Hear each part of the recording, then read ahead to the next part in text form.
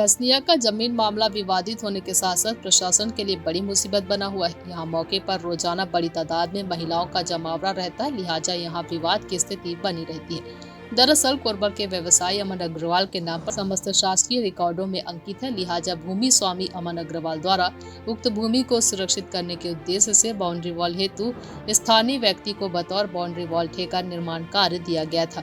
वही सूत्रों की माने तो कुछ स्थानीय जमीन दलाल व इलाके के जनप्रतिनिधियों को यह बात नागवार गुजरी और इन्होंने स्थानीय महिलाओं का सहारा लेकर अमन अग्रवाल की निजी भूमि में दखल देकर जबरन माहौल विवादित करने का प्रयास किया जा रहा है। इस पूरे मामले में महिलाओं का सामने आना समझ से परे है, जबकि महिलाओं का इस भूमि से दूर दूर तक कोई नाता नहीं है। आखिर इन महिलाओं के पीछे मास्टरमाइंड कौन है जो महिलाओं को बहकावे में लेकर भूमि स्वामी के निजी भूमि विवाद पैदा करवा रहा है। महिलाओं की माने तो उक्त भूमि के करीब निस्तारी तालाब मौजूद है जो ग्रामवासियों की दिनचर्या का साधन है।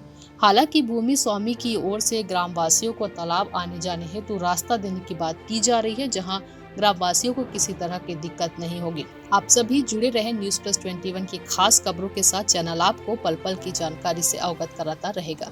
अरविंद शर्मा के साथ सुनील कुर्रे की रिपोर्ट।